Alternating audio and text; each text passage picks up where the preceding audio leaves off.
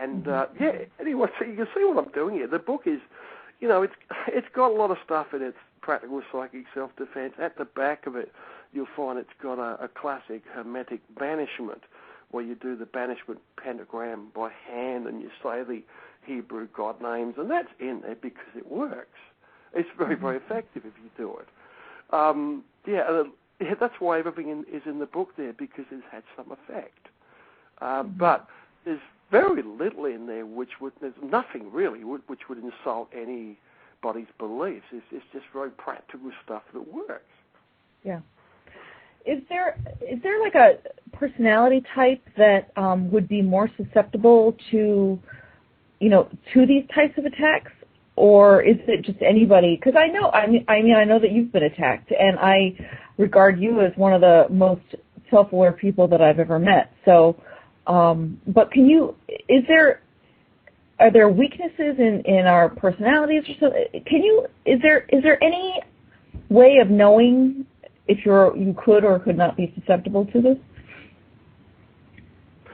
Well, most susceptibility here revolves around your psychic sensitivity.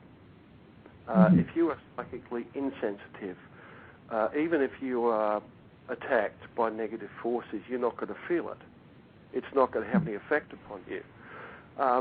There's also the fear factor. I mean, but then again, everybody that doesn't have experience with these things is fearful of these things. We have a natural fear. It's like when you see a snake, you have a natural fear of a snake if you're not used to dealing with them. But snakes and spiders do it for most people. But if you get a job at the zoo and need the job, and it's working with snakes and spiders, you work there for a few months, a couple of years, and after a while you find, hey, they're just snakes and spiders. You know them, and you're familiar with them, and you know their ways, and you can work with them, feed them, clean their cages, things like that, and you're not scared of them anymore.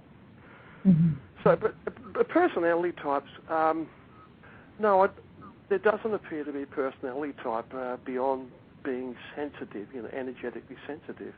And you get a group of people, and you find if there's like a widespread manifestation, you'll find that only the people that are like psychically sensitive will sense it or be affected by it, and those people who are very, very grounded, materialistic type individuals that don't have any psychic sensitivity at all, they don't feel anything and they wonder what's going on. So, I think it's just sensitivity, not so much a personality type. Keeping in mind here that mental illness, psychological problems often go hand in hand with negative type attacks, and if you could say if the psychological problems and that are they can be pre-existing if they're caused by other factors, which can then involve negative forces or open you up to them. Or the reverse also applies, and you get a perfectly ordinary person and they start experiencing negative forces and attacks upon themselves, interference. You get some negative interference, and that causes psychic instability and psychological problems. So they often go hand in hand. It takes a bit of skill to, try and identify which is which. And when I meet people that have a big problem like this, I'm always looking as a psychologist for instabilities there, and I try to address those straight away. Like, for example, go and see a good psychologist, work through some of your issues, change your diet, get a really healthy diet, all the things that you can do. I recommend like a raw food, organic diet for people with these sort of problems. And I mean, a heck of a lot of problems can be overcome through diet and, changing your lifestyle a little bit, cleaning up your act a little bit, can, lay off the alcohol and recreational drugs, get a really good diet, stop hanging around with people who have, who are pulling you down. And that alone, if you do that, will often, take you completely out of the reach of these things.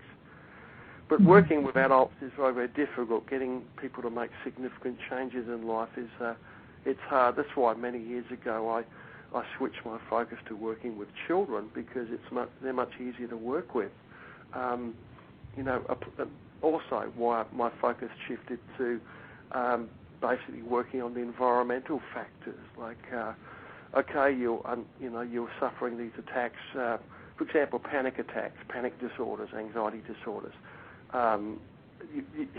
If you look at what happens to people when they start having panic disorders and that, which are very often, more often than not, I find involve people, sensitive people who've been vulnerable and have been in the wrong place at the wrong time, and they've picked up some kind of spirit entity or something that started messing with them, and they start having panic attacks.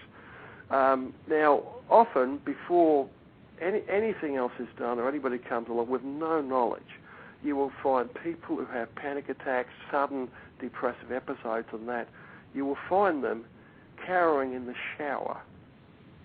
And some people will spend hours all day long under the shower.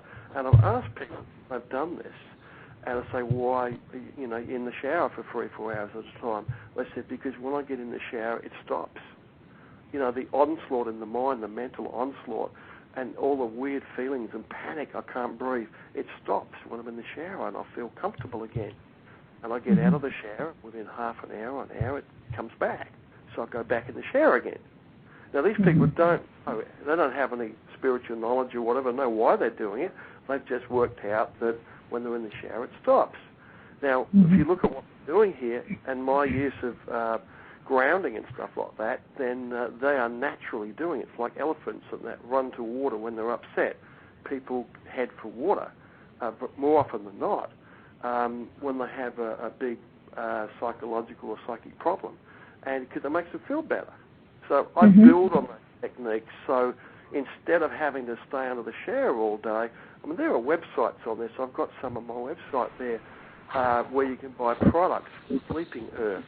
You can buy conductive sheets and things, and even shoes and things like that, where you can maximize your contact with the earth. And that's an important point too, because we live in an unnatural existence today in the modern world. We wear non-conductive shoes, insulating shoes, rubber soles and that, leather soles. We walk on insulated carpets. We sleep in insulated beds. But there's evidence out there to support that human beings are supposed to be in contact with the earth, particularly when we sleep, and that there is a measurable flow of electrons, exchange of electrons between a human being's body and the planet if you sleep connected to the earth, which is very, very health-giving. And, people that do this, you find simply, invest, $50 in some conductive cloth and cable, wrap it around your pillow, you run a little jumper lead and you clip it to a water pipe or something, and you're sleeping with your face touching this conductive cloth.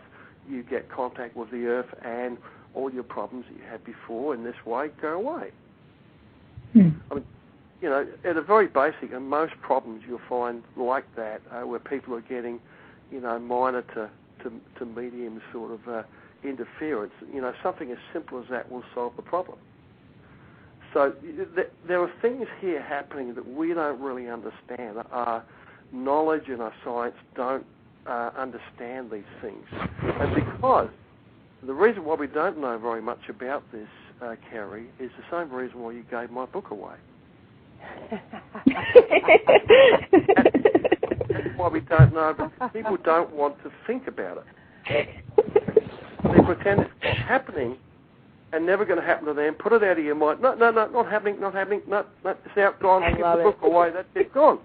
I'm not criticising you, sweetie, but this is what happens. No, I know. I don't have any knowledge. No, I know. Talking about this. You mentioned the D word, demons, right?